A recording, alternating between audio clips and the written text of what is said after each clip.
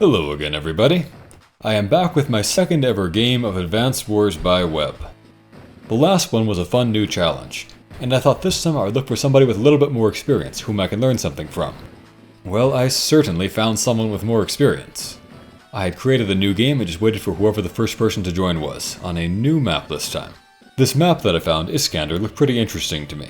I'll talk about it in a little bit more detail in a bit, but one reason that I picked it was that it has no comm towers, much like the previous one. I'm trying to hew as close as possible to the Advance Wars 2 rules for these videos, both because I'm currently doing that Advance Wars 2 Let's Play, of course, and also because I just never liked the Dual Strike editions. Some of the new COs were good though. As I'm demonstrating here, I excluded all the Dual Strike units, which there are 6 of. Good riddance to all of those. As in the previous video, I turned on Fog of War, which I think will make for pretty strategic and interesting gameplay. I set a capture and day limit too, just to make sure the game didn't drag on forever with a stalemate or something.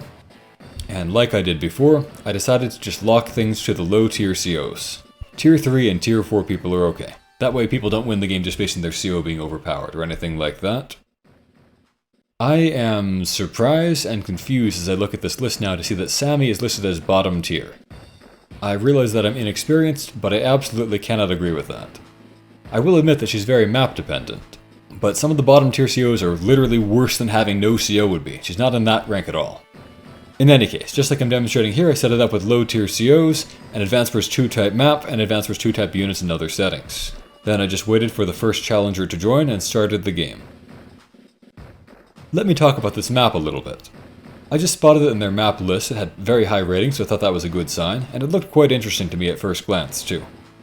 Much like the previous map, and like most maps that I saw in their database, there's 2 starting bases for each player and 1 capturable one. As in the previous map, player 2 starts off with a free infantry to balance out the first mover advantage. One reason I picked this map though, is that I noticed that there's a virtual tie in the statistics between the first person and the second person for this map. As you can see, there are ports on this map, but naval units are worthless, so that doesn't matter. Intriguingly, we do start off with a lander. I thought that would be quite a cool twist, and something that I'm totally unfamiliar with. I've never used a transport on Advance Wars by Web. I was also hoping to see some high-value units deployed this time, so I picked a map with a higher number of properties than the previous one. And then, who should join but a guy with 125 games of experience? Terrifying. But I seldom turn down a challenge. Let me talk briefly about the COs used in this mission. I'll be playing as Lash, like last time. She's very fun and tactical for one thing, and also I looked at the map statistics and saw that she was 50% win rate for this map. I thought I'd see if I can change that to 51. To summarize what I said about Lash from the previous video, her main thing is that she gets offense bonuses, the match of her defense bonuses from terrain. So a forest, for example, gives her 20% defense, like normal, and also 20% offense. Her CO power is terrible for its price and very situational. Fun though. Her superpower might still be a little bit overpriced, but it is quite good. It doubles the effects of terrain, and also lets her move through it at full speed. Quite versatile, quite strong, kind of expensive. My opponent chose a CO we haven't seen much of so far, but already know everything about, Andy. Andy is the game's average CO. No strengths or weaknesses day to day whatsoever. But on this map, he pulls down a whopping 60% win rate apparently. So for this map, he's by far the best CO in his tier. I'd avoided him for that reason actually. My opponent was not so sportsmanlike. I assume the reason that the map is so good for him is that it doesn't have any comm towers, does have a lot of income on it, and has a lot of forests to hide people in. That makes it easier to keep units alive, which will help his CO powers a lot. I don't think his CO power is that impressive, but free healing is very rare in Advance Wars because it's very powerful. For one thing, it can kind of make you into a makeshift Sammy, able to capture properties even under enemy fire. I expect though that my opponent will not try to use his CO power and will instead save for his superpower. As you can immediately see, his superpower gives back more health per amount of stars required to charge it up. At least theoretically. Some of that extra healing could get wasted if you have a lot of units that are above 5 HP. But he also gets very versatile and therefore very valuable movement and attack bonuses to all of his units. It also strikes me as an interesting superpower in that it can actually be tactical, I think, to use it mid-turn sometimes. For example, attack first with uninjured units that can already reach the enemy, and then activate it to heal them back up, and then bring in the guys who were wounded to begin with. Intimidating though that 60% win rate on this map may be, I am looking forward to playing against him. I think it could make for a fun, tactical challenge to make sure that I hunt down all of his units and kill them, instead of letting them limp away at 1 or 2 HP as I could with most other COs. So, as you can see, my opponent with 125 games worth of experience is named Grained Khrushchev. I'm not entirely sure what that means, unless it's a reference to the historical Khrushchev's famous Virgin Lands program to increase grain production. Now I'm player 2 this time, and looking at the map I thought player 2 might have an advantage with one strategy, which is to race as fast as possible to the center properties using the lander. The lander couldn't conveniently get over to this side, but it can get over here, where I as player 2 have this extra infantry. I'll use that extra guy to get set up faster than my opponent can in the equivalent northwest corner. Load a spare infantry into the lander, here or here, sail it over here, drop off, and grab those middle properties early. In general, my plan for this match was to try to get a good hold on the contested properties before my opponent got in place for all of them, rather than to try to just maximize my income. So let's see how that went. So first of all, the first couple turns we both just build infantry and move our landers back. Nothing really out of the ordinary there. We're both going for the nearby base, of course, just to get our infantry expanded out faster. But here we're going to see the first diversions. My opponent rushes to the airport immediately, and I'm not actually going to do that. I think, for his strategy, that was a very good move, and his strategy was very, very effective, as you'll soon see. I didn't really see it coming fully. I thought about doing something similar, but I actually, decided against it, and maybe that wasn't a good choice. But my strategy is to start going for the contested properties on each side first, so I just start walking toward those directly. Okay, so on his turn, he now sends his second guy out in that direction, captures his airport, so he's already got that, starts on his base, so of course, basically he's a little bit ahead on this side compared to me, and I'm a little bit ahead on that side, as you would expect. You might have noticed, by the way, that because we each have 2 bases on one side and 1 base on the other, I'm going to be stronger on this side, and he'll be stronger on this side. I'll be weaker on this side, and he'll be weaker on that side. At least that's what I expect to see happen. So I had no idea how to actually use a lander in this game compared to the way it actually works in the Game Boy Advance, but it turned out to be, if anything, even simpler than I expected. So I was able to unload my infantry there. And then just complete my captures. And I could have gone for the airport at this point, but I still decided, nope, I'm going to go for these middle properties. And build more infantry. Okay, so he gets onto his lander, and then we see another divergence in strategy, as he goes for his nearby island properties. Now, I hesitate to say that any move made by a person with 100 times more experience than me was not a good move. But I really don't think going for the island was a good move. I'll talk about why a little bit more later. This, though, was a very good move. He built himself a transport copter. I had actually thought about doing that, but decided against it. You'll soon see, though, just how powerful that turned out to be for him. There is a downside. It costs a lot of money. That's most of a tank you're looking at there that he just won't have. He also, as you can see here, is kind of taking the opposite strategy of me. He's going for the safe properties first, probably to boost up his economy and get more money faster. Whereas I'm going longer distances for the contested properties first. In my mind, it's a trade-off between getting money now versus getting map position now. Of course, he builds himself more infantry and he ends his turn. So, on my turn, I keep advancing toward those middle properties. I stick to the woods, of course. And I haven't yet decided whether to continue capturing this city or make a move toward the next one early instead. Here I could have been more aggressive and walked a space further, going for that city. I decided to play it safe just in case he had some kind of crazy early recon. I think I was being overly cautious there. In hindsight, I don't think it was even possible for him to have got a recon out this fast if he wanted to. But that is what I was thinking about at the time. I didn't actually go back and calculate how many funds he would have had left over after building infantry, to find out if he could have afforded a recon. Send the lander to pick up more infantry, and I'm still not going for the airport. I was still focused on just getting more infantry out to grab these left contested properties. I'm not sure that was great. Maybe I should have built myself a T-copter from an airport instead. Okay, so as you can see, he's going for those safe properties. He's going for the port, but ports will be useless. As I mentioned in my single player Let's Play, naval units are pretty trashy most of the time in Advance Wars. He is moving this infantry closer to the center, which I think is a good move instead of going for those safer cities in the back. This will help him get into the mountains and contest the middle later. And just look how far he got that infantry. I had thought a T-copter could be good on this map. I hadn't counted the squares to see just how good. Look at that. He went right from his airport, and bam, he's on that mountain. Now he has incredible vision across the middle, and he threatens to capture or attack 3 different properties. That is so good. And he can just keep doing that with more and more infantry. He can do even better in future turns if he has his T-copter start off here, for example, loading an infantry. That would let him get out to these mountains in one turn. So that is incredibly valuable. Okay. So he moves his lander back. He sticks to the force on his side just like I did on my side. We're both being overly cautious, perhaps. And here he does build himself a recon. If not for the T-Copter, he could have afforded himself a tank.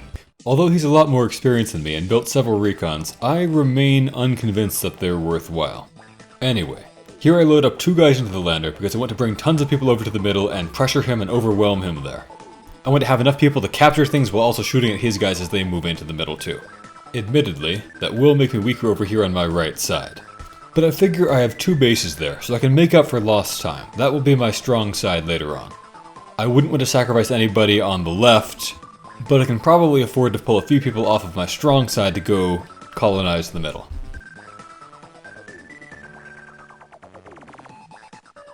I could have started the new capture there, but decided to walk forward further and threaten to capture this more distant city, while breaking up a rear guy to capture the one that I just passed. I still stuck to the woods with that infantry, but I think that was arguably suboptimal. I could have positioned him to cover more of my guys and protect them. And I go ahead and build my first tank. There are a few reasons I chose to build it on the right. For one thing, I do have a slower start there.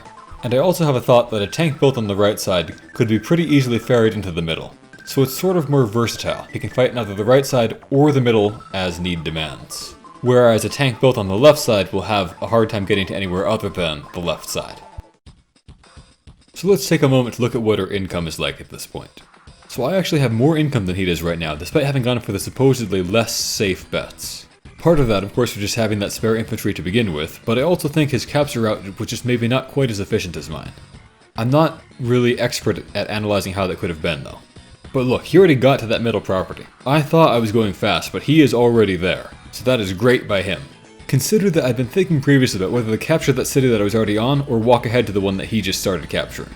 Well, if I had done that, he would have had the vision to just walk off of his mountain and shoot me, and I would have failed pretty hard. So it's a good thing that I stayed and captured the one that I was already on.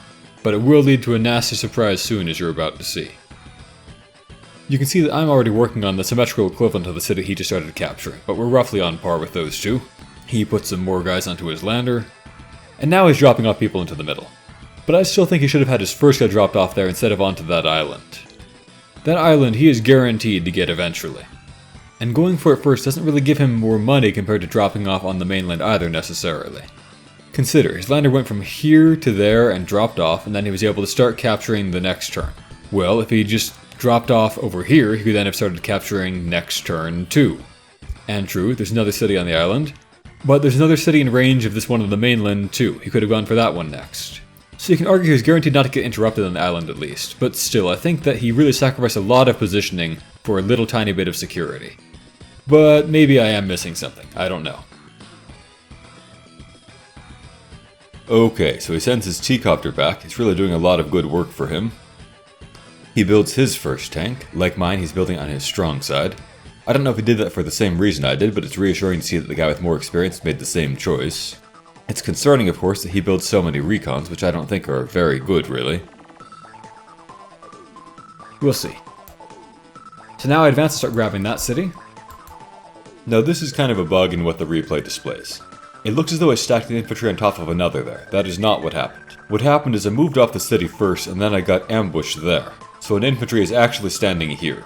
And I was horrified when I saw that. My strategy seemed to have failed. I've been trying to rush to the middle, but he'd beaten me there. And if he already has this property under his control, does he already have other ones? Does he have these ones too already? Is Khrushchev going to bury me? As you can see in the replay, it's not a complete disaster, but it certainly is bad for me. Still, there was nothing for it but to continue the attack, so I brought up my reinforcements hoping that I would have at least more people than he does. I brought back my lander to the right front, and then I made an objectively stupid move. I loaded my tank and infantry onto the lander. That is just bad, because it's useless. The lander has already moved. It can't do anything with these guys who were loaded on this turn. The smart thing to do, as a real 1 second after loading them on, would have been to leave them not loaded, but within range to walk onto it next turn. Leave the tank here. If I put the tank there, then I could use it to fight out here this turn if I needed to, or put it on the lander if I don't need to. So that would have been strictly better than putting onto the lander like I did. So I was really kicking myself over having done that silly, silly move. But fortunately, due to the strange way that transports work in Advance Wars by Web, I was able to partially undo the mistake. I could have had my tank further north than I have now, so this still cost me and was dumb. But because Advanced by Web lets you unload people off of transports, even if the transport has already ended its turn, I was able to just get them back off of it at least. I have no idea why it works that way, it didn't in the Game Boy Advance games. But my opponent takes advantage of this weird feature too, as you'll see. In any case, I'm finally going for the safe properties, which my opponent already has. And I start capturing these two cities that are over on his side. So far so good on that front. That side is going better than I hoped. It's the center where I'm really badly concerned at this point, which is why I might well bring the tank over to the middle if I can. So then I build more infantry and get my first tank on the left side. I have a tank on each side now, as you can see. I don't really plan to favor one side over the other necessarily, not till an opportunity to counter something presents itself. My thinking is that tanks are very well-rounded units and not easily countered other than by battlecopters, which you almost certainly wouldn't have. So they seem like a safe thing to build until I know what he's got, and then can choose to counter what he's constructing. So he advances his recon full speed and immediately sees a lot of stuff. That one move revealed that infantry, and that infantry all at once, so really a great amount of scouting there. He doesn't know I have nothing in those woods, but he basically saw everything I have, and I don't even know that he's doing it. I didn't have vision to see his recon walk into those woods near me. But we're about to see that he could have gotten that same vision without having a recon. So he goes ahead and he captures things. He drives his tank forward there, but that position I don't think is optimal play. Maybe there's an advantage I'm not seeing. I hesitate to say that the guy with 100 times more experience made a bad move. But he could have just hidden himself in that forest, right? If he hidden himself in that forest, I could not see him. And he could still support the exact same targets he's got out here. If he was in that forest, he could still go 1, 2, 3, 4, 5, 6, and if I had attacked his infantry, he could counter that. Or, 1, 2, 3, 5, 6, and pull the infantry off the city and attack from there. So he's still protecting that infantry who was on that forest. He's still protecting this one, obviously. He's not really any closer to anything important over here. Unless he wants to walk into that missile silo, I guess. But that seems like he'd be really getting ahead of himself if he was trying to do that. So I feel like he risked losing the element of surprise with his tank for nothing. What if I walked into this mountain right now? I would just see him right there and know he has a tank there. So maybe I'm not understanding something, but it does seem like he risked tipping his hand to me there. I guess he's not advancing that infantry further because he's sure he wants to load it onto the lander next turn.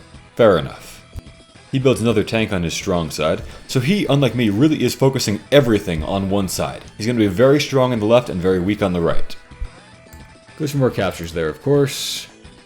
More captures. And his T-copter. He's really going for a ton of vision now, and it's great. He now sees that I've got more infantry coming up the pikes. That's good information for him to have, and bad for me that he has that. And again, he's threatening to capture 2 cities here or protect any of his infantry, so great position there. Which is another reason I think it was good for him to go for this city instead of that one before. And he has now been the first one to capture one of the middle cities, so I'm officially losing in the center. City-wise, that is.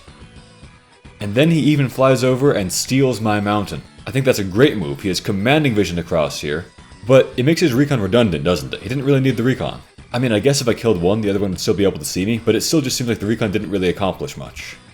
This is really a versatile position for him too, that mountain.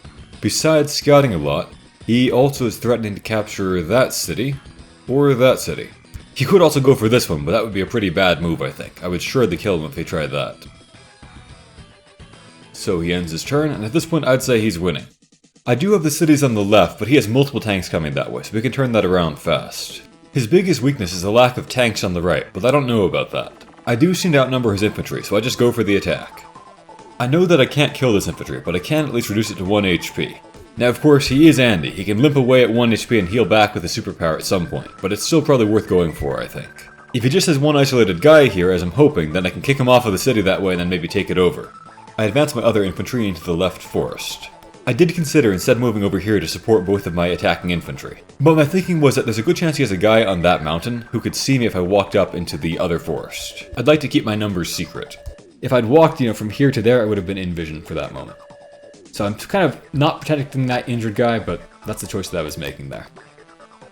I choose to advance this guy toward the middle too, and capture over there, and I'm at least happy about how things went on the left front. On the left front, I got everything I could have wanted, basically. And now suddenly I get more bad news. I ran right into his recon there. Still can't see his infantry, but I got ambushed there, wasting my turn. I see he has a teacup, which does explain how he got there so fast. In one weird way, I thought this is kind of good news. I can see that he has a recon and a T-copter there. Together that adds up to more than the price of a tank. So he's got some utility and scouting units, but maybe not as many combat heavy hitters as I've got so far. The only way he could match my number of tanks while having those things is if he had really outdone me on the capture game somehow, which he hasn't. You can see that we're basically tied at this point. So the situation is bad in that he's already in my turf threatening to attack a bunch of my guys with his recon, and I can't do a lot about it. But at least, he probably does not have a ton of tanks coming at me, which could be even worse. Now, I moved my tank carefully here. Let me replay that.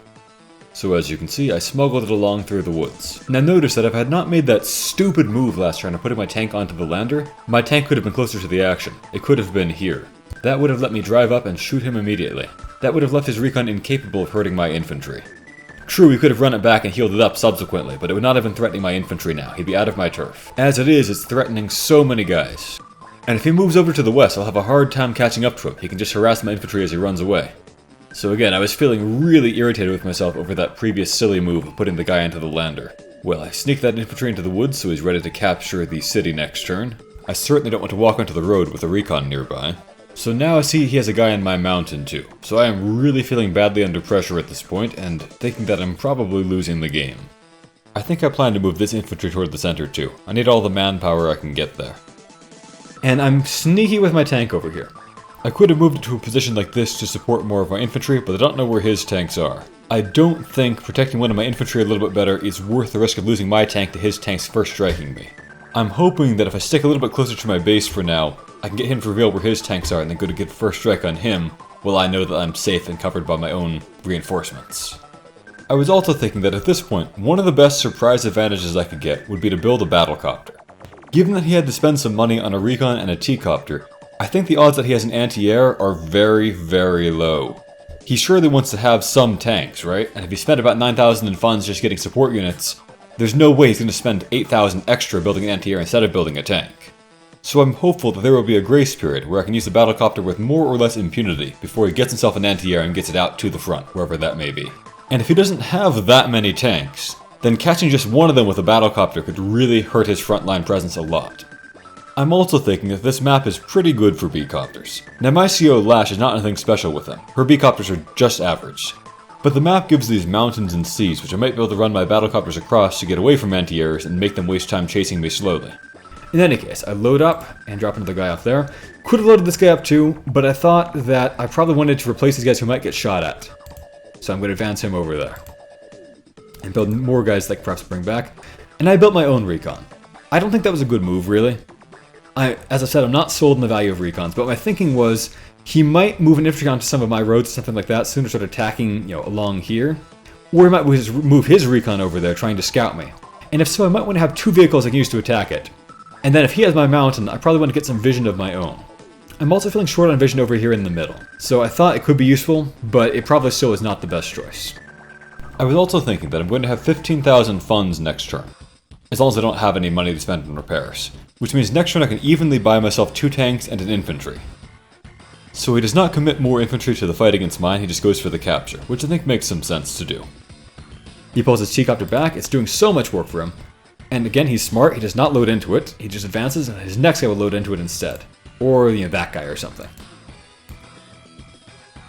So he moves up, and he just shoots my infantry with his recon. Now I was not expecting that. I thought he'd walk over here and shoot at this guy. That would be a safer move, Because for all he knows, I could have a tank here or something, right? As it turns out, I do.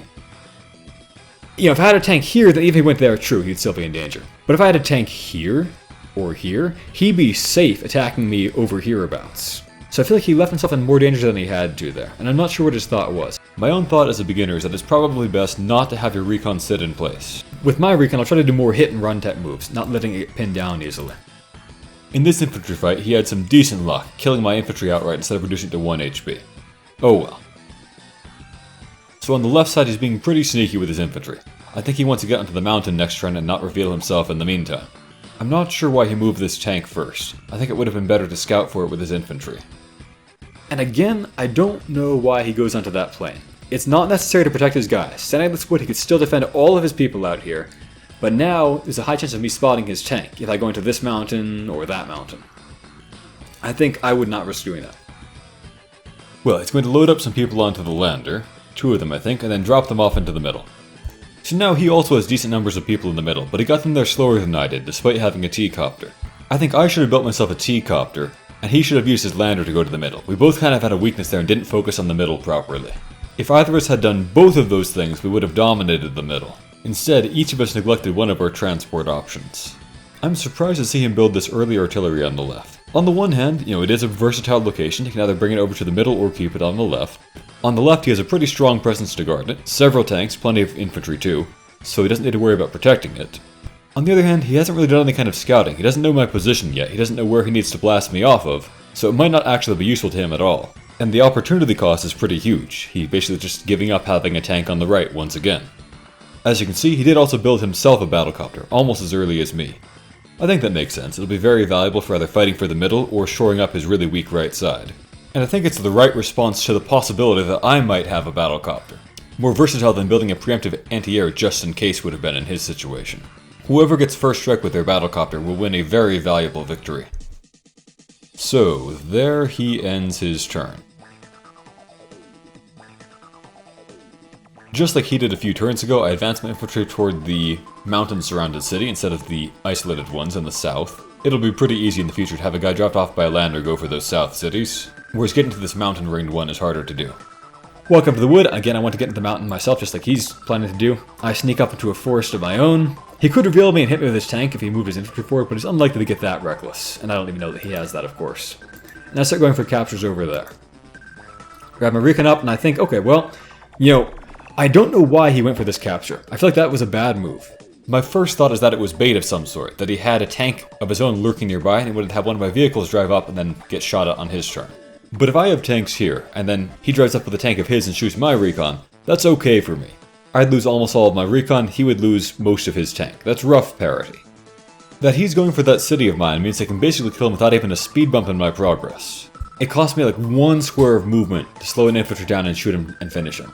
So I don't know why he did that. If he'd gone for this city or that city, I really couldn't have stopped him anywhere near as well. He would have been much more likely to succeed.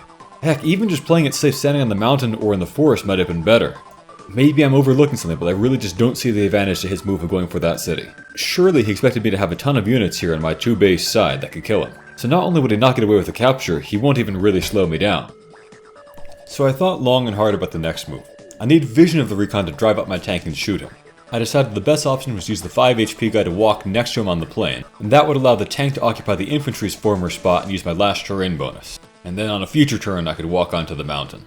Recons can't stand up to normal tanks, let alone Lash tanks, and then I'll finish him off with an infantry so he can't limp away and heal up later on. His 4,000 gold recon accomplished nothing but 500 worth of damage to an infantry. The high risk of this kind of thing happening is one of the reasons that I'm just not convinced that early recons are a good idea. If you're more cautious than he was, and you're lucky, maybe you just barely pay for yourself with interrupted captures. But it seems more likely that you get an outcome like this, where you deal almost no damage and then get wiped out immediately. I walk my infantry up to screen for my tank, so it's basically impossible for him to attack my tank now. I guess hypothetically his T-Copter could reveal me by standing on the woods over there, and then that would allow a hypothetical tank to drive up and shoot me, but that's almost certainly not going to happen. I am surprised and pleased that it seems I have a chance to get this northeastern city. At the very least, I was hoping that this attempted capture would lure out more of his units into the open where I can shoot at them. I finish off his injured infantry. I thought about going for the capture, but I knew he had that 9 HP guy lurking there, so I probably wouldn't get it. Instead, I'll use the missile silo next to the city, with a 30% Lash bonus, to interrupt his own capture. As Lash versus Andy, my thinking is I have a good day-to-day advantage over him. His superpower is going to be more powerful than mine, especially given its lower price. So I need to push ahead now while the getting is good, gain a lot of ground with my attack bonuses, and then try to snowball that initial advantage. I really want more guys in the middle, my lander will help with that. I move my battlecopter stealthily. I don't know where he might have scouts. He could have this mountain, or that mountain, or I could get a recon over here in the middle, maybe. I want to keep it a surprise, but have it in position where I can support my tank if he drives up and shoots at that somehow. Or fly it into the center and use it to decisively win the little skirmishes that are happening there, and take over those cities. I'm now finally going for the cities over here, having not had that recently landed guy go for it. He seemed to have more important things to do. There I walk onto the mountain, and you know what? There's his tank. I now got to see his tank for free because he'd put it there instead of in the wood. If it was in the wood, it would have been a nasty surprise for me. I'll build myself a tank to cover my recon, so if he shoots my recon with the tank, then I will counter him and I'll come out ahead. I don't know that he has nothing on this side, of course. I'll build a tank over on the left too. I said last turn that I knew this turn I'd be able to afford getting 2 tanks and also an infantry. And it's back to his turn. So as things stand now, because that early engagement went my way, I do have a very slight, lead over him in terms of value, because he lost that recon for nothing pretty much, and I got a little bit ahead of him on some captures for a while, but he's now doing better on captures. Okay, so he gets onto that T-copter. He goes to his final island capture. He starts going again for safe properties. He's not really being as aggressive as I am over here in the middle. He makes kind of an odd move there. I guess he just is going for the city. Maybe he didn't expect to get it, but now he sees me, he sees my scout, and he can threaten to capture my city. And I might add, this is rightfully his city, I would say. It's close to his 2 bases, this is his strong side. So the fact that I've got it and not him is very good for me. That is money which I got and he did not. And he'll have to fight to take back what should rightfully be his, instead of just taking things from me. Now what we're seeing here looks very strange. I do still have an infantry on that city. His guy there walked up and got ambushed but revealed me. Instead of interrupting my capture by banging a shoe on the table, Khrushchev interrupts it by driving up a tank and shooting me. And then he brings in an infantry to finish the job. Losing my chance to capture that central city felt like a pretty major blow, but it also meant he fell into a trap there. Now with his artillery here, I think he did not move optimally.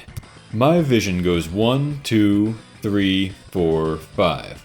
So I just saw him move like that. I now know he has an artillery. An artillery could be a devastating surprise, but knowing that he has one and roughly where it is, I can really play around that pretty easily. And I mean, he knows I know. He could see that I was on that mountain. So I'm not sure what he was going for here unless he wanted me to know that he had an artillery. I think what he could have considered doing was moving his artillery a little bit more slowly, but through the woods like this, to avoid my scout, and sneak up and surprise me with it later. In general, I think Khrushchev was a lot less stealthy than I was, and a lot less focused on vision ranges, and keeping secrets. Maybe I'm being too cautious and should just focus on getting troops into position faster rather than secretly. But I feel like the lack of secrecy cost him big time several times during this match. I think the reason he didn't walk onto the mountain, by the way, there is that he wanted to cover for his tank. I think that makes some sense. It's important to keep your tanks from getting first striked by the enemy. Okay. And his T-copter then goes off and does a great move there. Again, he gets so much distance out of that, so much good positioning, and he's tanking for his infantry now. Yeah, theoretically his T-copter is exposed, I could maybe kill it, but I'd have to commit a lot of units to doing that, and I'd be worried about walking into an ambush. T-copters are surprisingly sturdy. He shoots my guy from the city, which I think is a good move. He'll get repaired too, of course, unless I kill him first. He doesn't try to complete that capture because he knows he won't get it, so he just walks over there and almost kills my infantry. But, crucially, he can't quite kill it. Builds up another tank there. He is really going all in on this side. He's got like 3 tanks here, he's got an artillery over there, he's got 2 artillery now. I really am not sure I understand why he would build that. Or especially not on that side. He is so weak on this side. And one artillery I already know about. Maybe he's deliberately tipping his hand about 1, so I would not expect 2. I mean, that's just crazy enough to work, admittedly. Maybe he wants to get it over into the middle. I mean, maybe the reason I like tanks so much is that I'm a noob and they're easy to use. But to my mind, he's just choosing to let me take over the entire right front almost unopposed. And to my mind, an artillery does one job very well. But a tank is quite good at a whole lot of different things, and not as easy to play around. And again, he also moves his battlecopter over there. Now, it makes some sense. He's trying to keep it secret. He knows I can walk into this mountain. He's trying to keep himself secret from me. Good. Very good. But, also, that means he's got nothing over here, right? He's at risk of me just making a big push, and he can't stop me if that happens. He's all in on one side, whereas I'm split more evenly. Now, you could argue maybe that I'm risking defeat in detail by splitting my forces. But I'm not sure how strongly that applies when my split forces are letting me seize more resources. I have no idea why he built the second T-copter. Again, he's doing everything possible to make his right side weak. He doesn't have enough bases even to keep 2 transport copters busy. The first transport copter was a great idea. The second one, he just gets almost no value out of it whatsoever. Nor does it seem like it was plausible that he ever could have gotten much value out of it. I mean, if you know more than I do, and you know why his move was a good idea, by all means tell me why he built that second transport copter. Maybe if he built a lot of mechs and used them to ferry mechs around to make kind of a cost-effective defense here, but he doesn't do that on the right side. I've rewatched the replay and I still just don't get what he was going for. Maybe if he'd flown it over to the left side, I could have at least made sense of it. Maybe he wanted to have transports on both sides. Well, I have a 2 HP infantry, and I know he has a tank in those woods, so I'm going to reveal him. Great use of a 2 HP infantry. And then, BAM! From almost complete safety, my battlecopter can fly up and blast away half of his tank. This seems like almost the best possible thing a B-copter could do as it flies out of ambush. Killing a capturing infantry or a recon or something like that is just not as good as having it come out and blast away an enemy tank. Now, I could have gotten a little bit luckier with my damage. I could have reduced him to 5 HP rather than to 6, but this is still a good outcome for me. And even with that not so great luck, the odds of my tank being able to finish him off are still about 60% or so very good. I knew I would almost certainly succeed in killing him before I made those moves. And I'm pretty sure he doesn't have a guy in those woods to block me because I would have seen him walk into it, I think. But my plan worked perfectly, so I drive up and I go for it. And it worked. I did get roughly average luck, so I did kill him. That's great. He won't be sneaking that tank away to have it healed up with his superpower later on. I've really been trying to play around his superpower all game long. So at this point I'm breathing a little bit easier, but I'm still pretty concerned. The capture game is going well on the sides at least. It's in the center where I haven't managed to make much progress yet. I keep the sides going well by shooting at his capturing infantry there. He will not be taking that city from me easily. I'm finally going for some of the captures on safe bet cities. So my injured guy gets onto the mountain and reveals that, oh hey, he doesn't have that city either. So at this point I'm thinking, okay, he did better than me at getting into the middle, but on both of the sides I got to the contested properties first. My strategy did actually work. I was still very concerned because he could have all kinds of clever tricks and maneuvers to pull that I wouldn't know how to counter yet. But economically at least I see an opening to get ahead of him. I've got most of the contested properties on the sides, and I can probably limit him to just one in the middle, maybe even take that from him. And he's lost a tank and a recon so far to ambushes that I set up.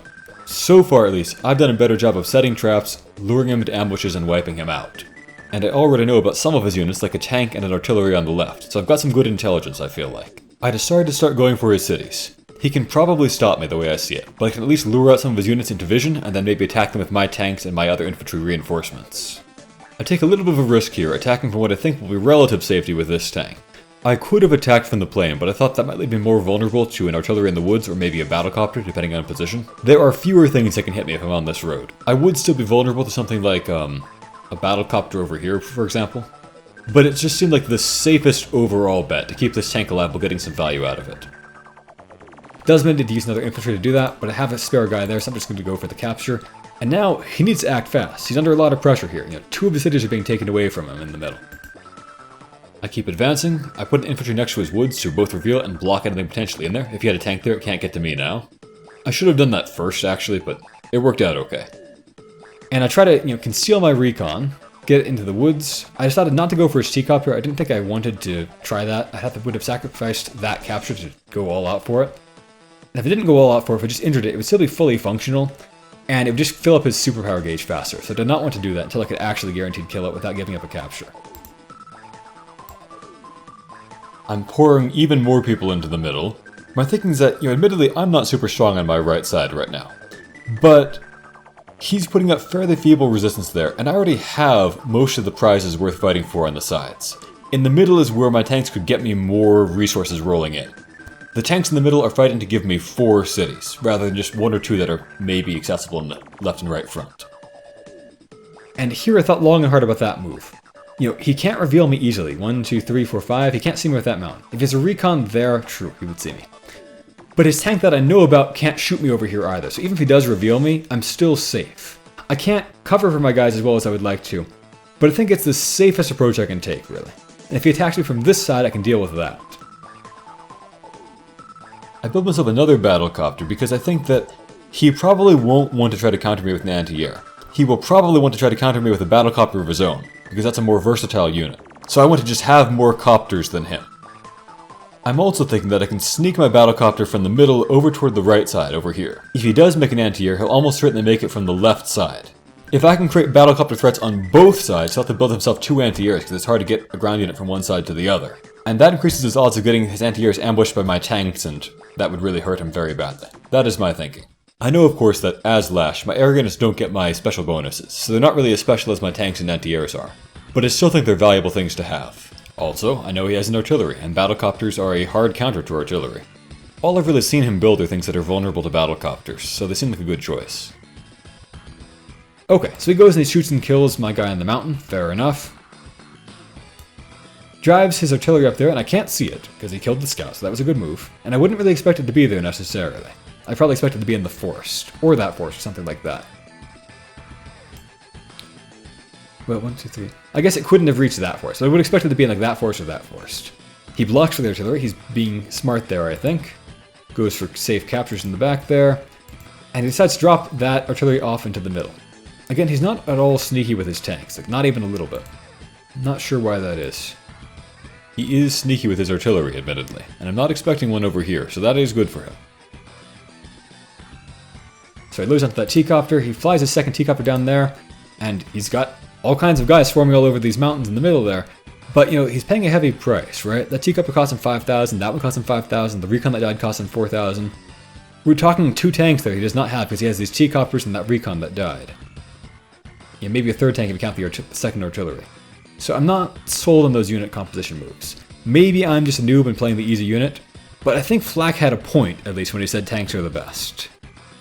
I think that at least at my level of play, which is admittedly not very advanced, whenever I have 7,000 gold, I would ask myself, is there a reason I should not use this to build a tank? And there could definitely be answers to that question. But if there's not one, I would just build the tank by default. So despite knowing that I have a tank and a battlecopter there, he goes for that capture. I think his infantry is bait, more or less.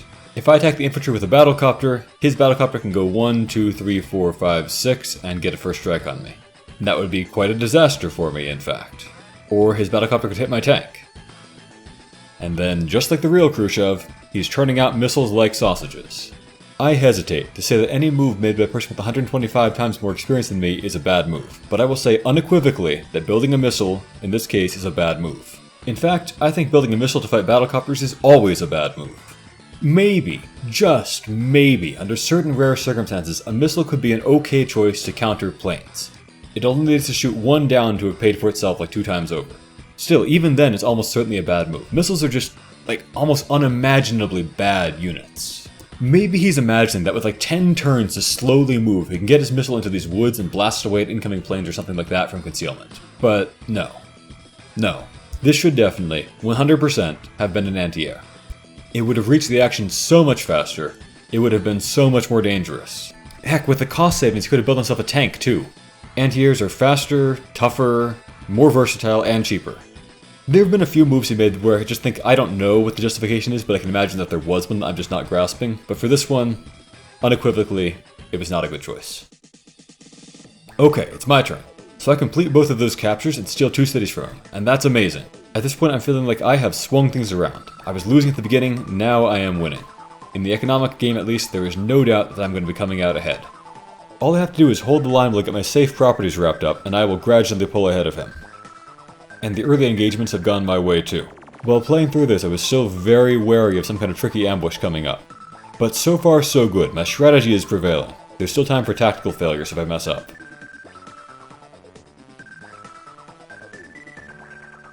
Over here I decided to finish off his weakened guy. I've done a pretty good job of that so far, as you can see. I don't attack people who I can't finish off, by and large. There, I can see that capture.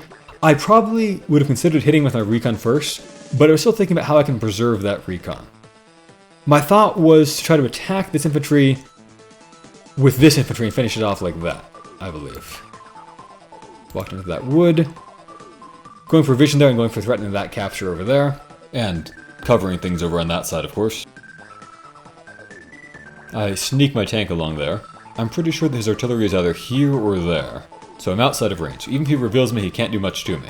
And then, bam. Just like that, that tank is basically invincible. It threatens a lot of his things, and it's almost impossible for him to threaten it.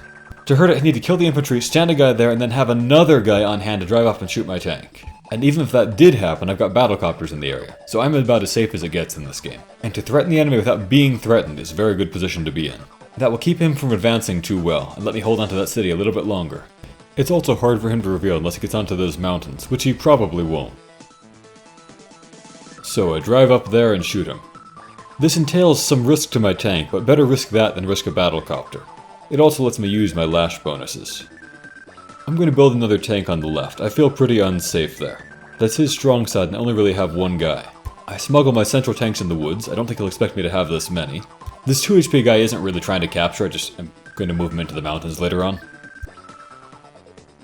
And I fly my battlecopter off to the east. Maybe I should have stopped one space short on that city where I could support my tank too. I'm not sure. In hindsight, it also would have been a little bit harder for him to scout, I think. Even so, it only leaves him one spot he can reveal me from, which is that particular mountain there. 1, 2, 3, 4, 5. He could see me if he walked his infantry onto that. Admittedly, I should have thought of that. But at least here I can protect that battlecopter. I can't be revealed from this mountain or that mountain. And I can swing over here to protect this front or my tanks over there. And I'm betting that he has an anti-air on this side, where he has 2 bases, and can therefore more readily build one. And I can maybe surprise him pulling the battlecopter in over there. And it's also probably safe over here. I hide yet another tank in the middle woods.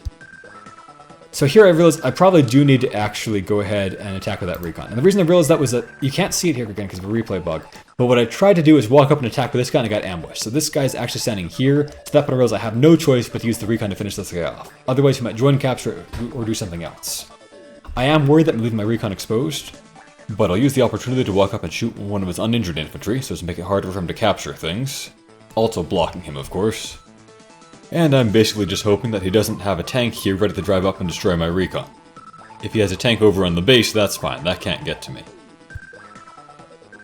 Okay, I built another tank down there and I end my turn. So this is where things get bad for me. He gets some great fights coming up. The missile is just so horrifyingly slow. It's slower than a mech for most purposes. It can move over roads, okay, 4 spaces, but planes it goes 2 squares. Force, it can go through 1 force per turn. Just awful. They're even slower than rockets, and rockets are actually good units. It just makes me sad to watch the thing. He's not using it badly, there is no good way to use a missile. They're so useless. He goes for the capture in that western city, and this is going to be covered by his artillery, so it's a pretty good position for him. But you know, a turn ago when I saw him leave that 2 HP guy in range of me, that looked like bait to me, so that made me think that his artillery was probably up in that spot where it actually is. I was able to read his traps pretty well, I think, and just get an idea of where his artillery must be from how he moved his infantry. And I was also thinking that he probably has tanks guarding his artillery, where if I could break through and attack it, I would get wiped out by tanks in the counterattack. So my assessment was pretty right, but I also need to do something about that capture. I did have a plan in mind that I'll talk about. There is of course a possibility in my mind at this point that his artillery is over there in that wood. But, of course, we can see now in the replay that it is on the road. At long last, his island infantry is done, so he loads it onto his lander. He sneaks his artillery into the woods north of the city he's trying to capture. And then he does a join capture. Now that, for me, was a giveaway. The instant I saw that join capture, I knew right then, he must have an artillery or something nasty like that waiting in that forest. When I saw that join, I thought, this infantry is bait. He's trying to get my tank to stay pinned down while he brings up something to destroy it completely. I thought it was probable he had an artillery there, but it was also possible it was a battlecopter or several tanks. I didn't know which one. I certainly didn't know that it was all of them. But I knew for sure that this was the bait in a trap. Which honestly I think means that it was a little bit too obvious a move. Gave things away.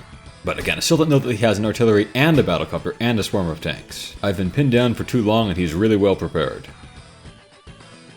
Over in the east, observe that some of his T-copters have nothing to do.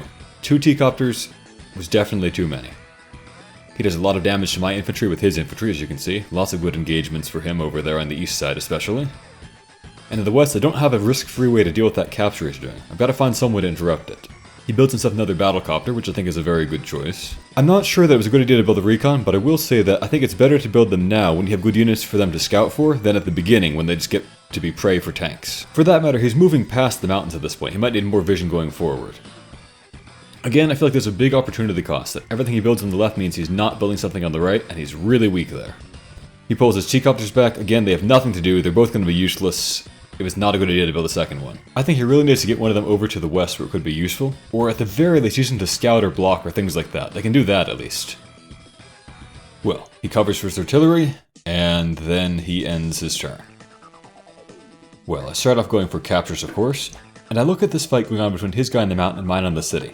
Because I'm Lash and getting healed up, this is actually a pretty great fight for me. I'm happy to do more of that. He might just be pinning me down while somebody else walks up to finish my guy off, but it's still a pretty good move for me to just fight him, I think. Especially because I think I have infantry to spare on this side, and he doesn't really. I scout there. It doesn't really reveal much, but I do see that he has a T-copter. My assumption when I saw that was he must have an infantry or a mech over here or something like that that's about to swing at me, but not really true because that guy's still busy. But that was what my guess was when I saw a position there. And here I'm going to go up and enjoy being Lash and use my city bonuses to just shoot at his infantry. I get onto that mountain there to scout. I want to look before I leap and see what kind of trap he does have waiting for me. And I don't see a battlecopter and I don't see a swarm of tanks, so I'm thinking there's probably something hiding in that forest, most likely an artillery. I know there are other possibilities, but it seems like the most likely one. I'm not sure how the display works in Advanced Wars by Web. I'm not certain that the wood south of my city is empty, so I use my infantry to scout and clear a path through the tank. And then of course I see, oh, he has an artillery there, so I'm going to lose this tank. I'd taken a calculated risk and it did not pay off in this case. I had of course considered using the battlecopter for the job instead, flying that over there to attack the infantry, once I cleared the wood. But as I saw, it was like this. The worst case scenario if I use my tank is that he has an artillery there, and I lose half my tank. And that hurts, that is 3,500 gold down the drain. The worst case scenario if I use my battlecopter is he has an anti-air, anywhere out here basically. And that would mean I lose my entire battlecopter, 9,000 gold. So I thought, the chance of losing half a tank is higher, but the downside is smaller. As you can see now, of course, if I'd used the battlecopter I would have gotten away scot-free, but I didn't know that at the time, of course. And that doesn't necessarily make my decision wrong, just a risk that didn't pay off. At least 2,000 of my 3,500 losses offset by me getting to keep that city a turn longer. I move infantry in to just keep the woods full mostly, maximize the chance of ambushes. Now I know at least one of his tanks is accounted for. It's over here on the left and therefore it's not over in the middle. That's one less thing for my tanks in the middle to worry about. I'd also be happy, I think, if my tank in the wood gets attacked by his tank or his battlecopter or something, because then I can just counter them with my battlecopter and that'll be great for me. So with that in mind, I stay in what I think is the trap and I go ahead and attack his infantry. Because I know something that he doesn't know. I have a ton of tanks here. I can afford to lose half of this one. And I've got a battlecopter there backing me up. If he has an artillery in that force, that's great. It's the one that's trapped. And I did have something of a point. If he only had like 2/3 of what he's got, this would have worked out very well for me. So I go up and finish that guy off. I've denied him vision and I've scouted the wood myself. Similarly, over here I go up and deny him vision of my tank in the woods and also scout his artillery in the woods at the same time. So, if he gets vision of me, he can shoot this tank. That's a big if, though. I should probably have just left well enough alone. But I went for the attack, and then, oh no, he does have a battlecopter. So now my battlecopter's in range where he can first strike it with his battlecopter. This is really bad. I was not expecting one there. Kudos to him for that. I would never have expected to see his first battlecopter pop up all the way over there on the left. I was expecting one on the right, the obvious place, which is why I sent a battlecopter over there to be ready. But he outsmarted me there. I took out half an artillery and I'm going to lose almost the entirety of a battlecopter. A bad trade. The long trip did mean his battlecopter wasn't helping him for several turns, but he gets an even better first strike than mine did. So I preemptively replaced the battlecopter, which I'm about to lose, building another one. And then I make a foolish decision, trying to sneak my recon over into his cluster of woods. This was greedy and dumb. Admittedly, if I wanted to hit and run, there wasn't much else I could do with it. Staying put and waiting for a tank or battlecopter to obliterate me would be stupid. I had no way to know that he had nothing in range. It was quite weird that he didn't, in fact. It was much more likely that he had a tank there, or something like that. Or a battlecopter. So I think moving made sense. The problem is that because of his infantry, he could see where I went. He knows which forest I ended up in. And of course, if he has a battlecopter or tank on his airport or his base, they're now in range to attack me. And of course, there'll be plenty of guys there to scout me in the woods. He has the T-copters for one thing, so it'll be easy for him to walk up and kill me while I'm stuck in those woods. So I was taking a gigantic risk. The reward was pretty hefty. The reward was that if I could have moved just one more space next turn, I would have had vision to both his base and his airport. Knowing everything he's producing for one turn, let alone two, would be hugely valuable. Well worth the cost of a recon, I think. Especially considering this recon did some work anyway. That would allow me to just build perfect counters to whatever he constructs there. So that was my thought, but I think it was still a very dumb move to go into that wood. No chance of achieving that goal. I should have just pulled away, hidden in a wood somewhere like that, and come back to surprise him later on, probably. So I advanced some infantry, and then I finally go for the island, at long last. I think it was worth waiting this long though. Maybe I should have gone for it a turn or two earlier, but I think in general it's fair to say my strategy worked out as intended. I built a tank on the right side because I'm feeling pretty weak there, but I probably should have built an anti-air actually. Still, I felt like I was about to lose a bunch of tanks in the middle, so I wanted to replace them. Notice this movement by the way, I'll replay it. I go in a U, and the reason for that is that I know that this guy can see 1, 2, 3, 4, 5. Can't see down here, so if I walk like that, he can't see me do it. I know he has nobody there or there, so he could not see that happening. So now he doesn't know how many tanks I've got. He knows I have 2, but I actually have 3. Okay. This turn is painful though, because I know I've walked into several traps. He advances his missile, and... missile. It's so bad. Goes for his capture. So he gets a devastating first strike on my battlecopter with his, but I can counter him with my second battlecopter. Consider this though, if he hadn't built that worthless missile and had an anti-air, it would already be in position. Then he could wipe out my second battlecopter. He wrecked my tank, but I did get to see with it which direction his artillery went, and I basically therefore know where it is. There's 2 possibilities. He's either in the wood or that northern pink city. He gets to shoot that tank too. This turn was just devastating.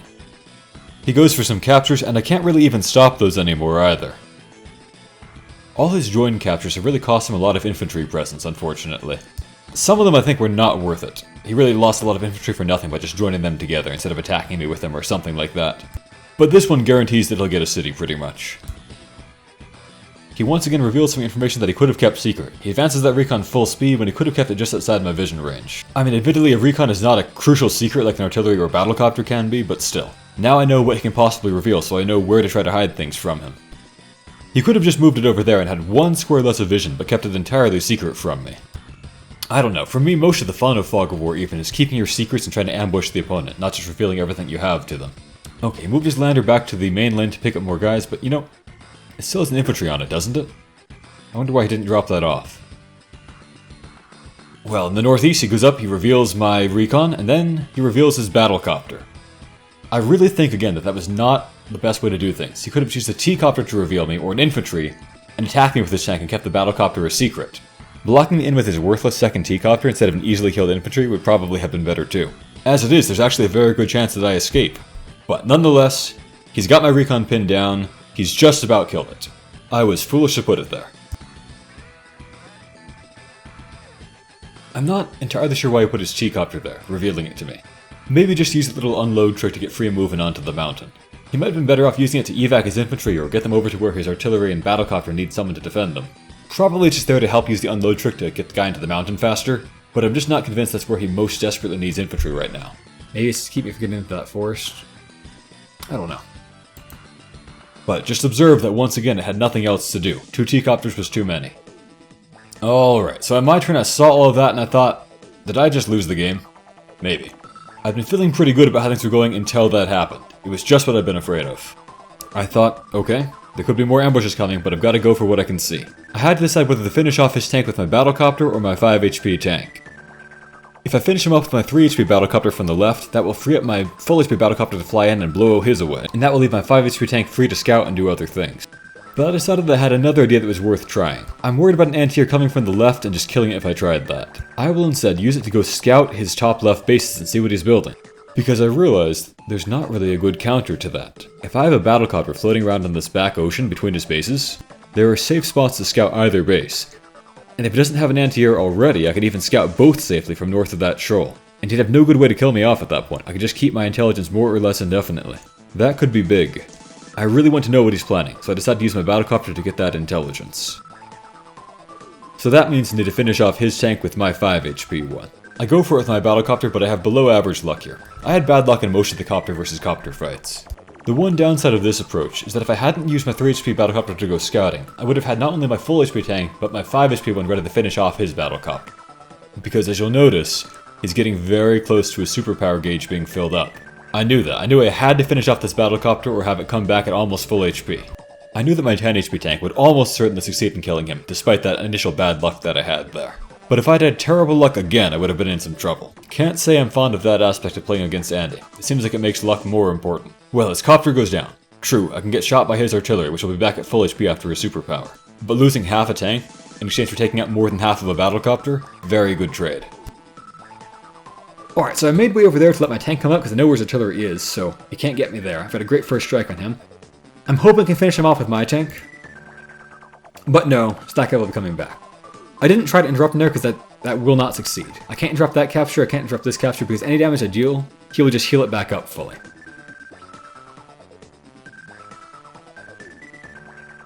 Again, I like this spot. It's a great one for battlecopters to be in. Covers a lot of stuff. And so now, I made a questionable move over here. He was taking a risk. Basically what I thought was, if I attack him from this infantry in the wood to that guy, and then attack with this infantry over there, there's like a 98% chance that I finish him off. If he has anything less than 70% HP exactly, it's guaranteed to succeed.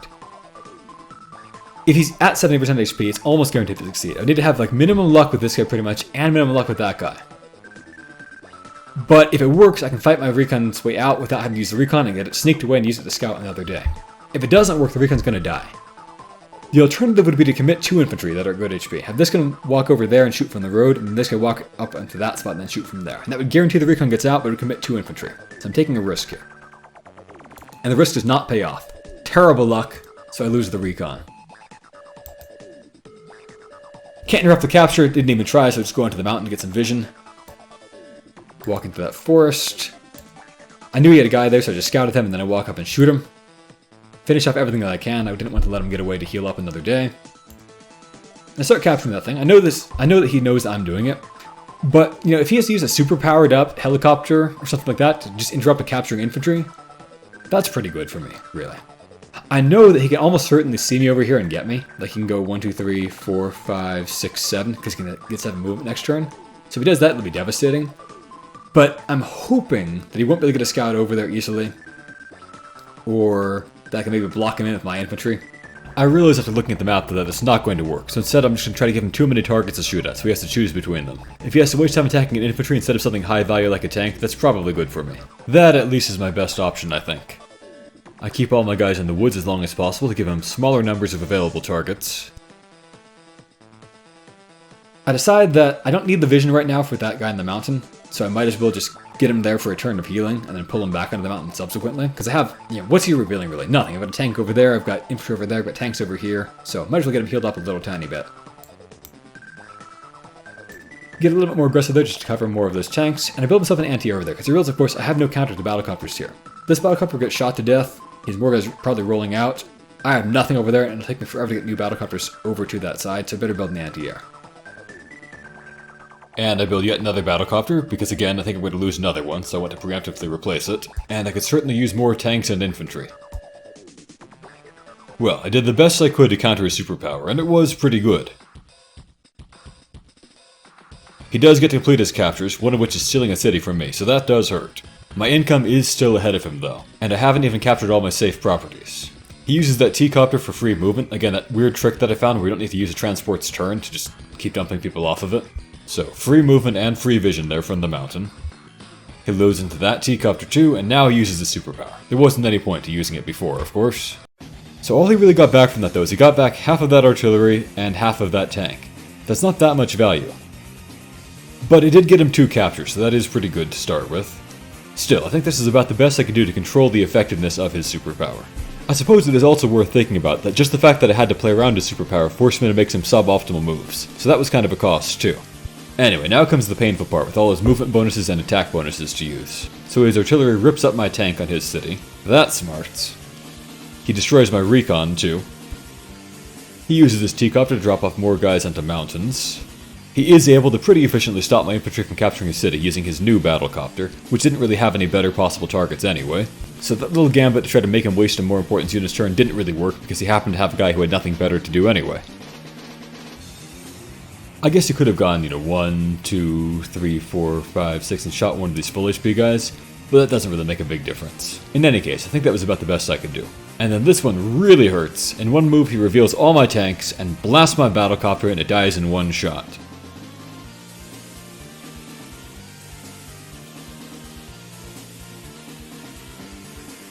On the left front he's able to kill my injured tank.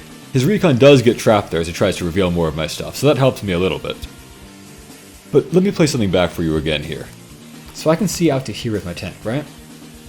And he's driving to that forest, right? So why did he do it through the square that I can see? Why didn't he go 1, 2, 3, 4, 5, 6? He could have done that. Is he trying to let me know that his artillery is over there on purpose? So I don't walk up an anti-air and shoot that guy? Maybe. Maybe. But unless he's trying to ward off an anti-air, but just letting me know that he has the thing there, I'm not sure that it's worth it. He's finally able to drive his missile into the action, and he's forced to reveal it, just to have it be able to cover his battlecopter. But I mean, if there's one unit you never want to reveal, it's a missile. Especially with all those tanks that he knows are around. So he can expect that thing to just get ripped apart. And of course he knows that I have my superpower too, or I'm so close that I'm going to get it momentarily. Once again, he doesn't try to hide his tanks, he just drives them right out into the open. I don't know what his T-copter is doing here. It's not positioned well to protect his missile if that's what he's trying to do. For that, he should be to the south of it. That would have helped protect both the artillery and the missile at least a little bit. The missile would still get hurt a lot, of course. He builds his third artillery, over here on the right side where there's almost nothing to tank for it. I don't know, I don't think that matters at this point. I think that side is so far gone that he can't possibly salvage it after neglecting it for all these turns. I really don't love artillery. I like artillery, but only as a friend. They're not really perfect units for this kind of situation. Now, my battlecopter here has revealed disappointingly little. All I really saw was he built 2 infantry from that base. Not much of value there. He finishes off yet another guy. This was a really painful turn. But I do have my superpower ready to go now. I will say, when I saw that missile, I had no idea what to think about that. What kind of crazy strategy this could be. That was so weird, and I thought, am I getting outplayed in some kind of major way I can't even see here? But no, missiles really are trash. I mean, at first glance I can't kill this battlecopter safely anymore. But the more I looked at it, the more I thought, this is actually pretty good for me. So I went for the captures first, because it doesn't really matter, and then I used my superpower. So now I can move through any kind of terrain at full speed, and I get double terrain bonuses to both defense and offense. So, I move up, start capturing. I blow away his tank. True, I'm vulnerable. If he has an artillery over there, he can shoot at me. But, you know, I just saw this artillery go over there. I know it has to be in this forest. It's not logical for him to put it there. It must be in this forest from what I saw. So that's great. I'll kill off his tank. Unless he has another artillery, it's for free, basically. So I'm happy about that. I walked that guy out of the way, and now I can drive my tank up and just blow him away in one shot. Like, his recons, they were not helpful. With 2 recons, he did half an infantry's HP, and he revealed no information whatsoever because his scouts in the mountains already revealed just as much as the recons ever did. No value. Okay, so with my great ability to move through woods, I just drive up and just blow his missile away. There goes almost 12,000, having accomplished nothing. Now I can with impunity drive up there and shoot his battlecopter. I finish off his missile, and I knew I could then surround that artillery. I can't finish off his battlecopter, but his artillery is injured again and it's pinned in. With his missile dead, he has no good counter to battlecopters left. So, nothing changed. But Khrushchev's useless missile crisis is at an end. Again, an anti-air could have been here several turns ago, could have been hidden in a wood and just come out and kill the battlecopter. That would have hurt. And it would have cost him less too. Missiles. Never. I am so satisfied to finally have the movement just go through these woods and drive straight up to there. This western base is so awkwardly positioned. You can't get a tank into the woods conveniently, but now I can because I'm Lash. So on the right side, I don't know what he's got, but I have a decent number of hidden units. Hidden tanks, anti-airs, things like that. What I should do, I think, is give him too many important infantry targets for him to take out with his infantry. Threaten so many captures at once that he can't stop everything without committing tanks and battlecopters. And once he's forced to reveal his tanks and battlecopters, I can come out of hiding and destroy them completely. Even though he knows where this tank is, he basically can't kill it anymore. He'd have to have like a T-copter or B-copter just to reveal it, and he'd have to kill off this infantry who has 70% bonus defense right now. So if he attacks his infantry with a tank, I'll just counter him and wreck him next turn. I drive up another tank using my full speed there. I'll hide it in the woods and he won't know that I have it. It covers more of my capturing guys. I'll shoot another of his guys down, and I'll go for that capture 2, and I'll go for that capture 3. So now I'm threatening a total of 5 captures this turn, 3 on things that he owns. Now he can slow every one of those down by a turn, but he can't stop all of them. And in the process of slowing them down, he's going to have to expose almost all of his forces to devastating counterattacks. You know, if his battlecopter attacks this guy, for example, I'll use an anti-air. If his tank attacks this infantry, I'll use my tanks on him. True, his battlecopter could safely attack this guy. I can't anti-air him yet, but I can just safely keep approaching him. So he can slow everything down, but he can't stop everything, and he certainly can't stop anything very safely. This guy can't even be interrupted. He only needs to do 2 more worth of capturing, and even with all the units he has at his disposal, with that 70% defense bonus, he can't do enough damage to it. That defense bonus is really great. I'll drop off another guy in the island to speed up those captures, nothing else really to go for. And I'm thinking, the one thing that can really cost me the game at this point would be a sneaky HQ capture. I'm pretty sure I've seen everything coming, but I'll just block the HQ off with an infantry. I'll use my ability to walk over mountains at full speed to get that guy back onto the mountains and scout again. I wasn't really sure what to do with this 4 HP tank. There weren't many valuable targets in mind. Maybe I should have just pulled it back for healing, but instead I used him to shoot the infantry and just block those woods so he couldn't surprise me from them later. I think my idea was to drive him up and use him to scout the enemy's bases next turn. I didn't want to leave it in that wood where it could be shot by the artillery, of course. I'd rather the artillery be completely useless.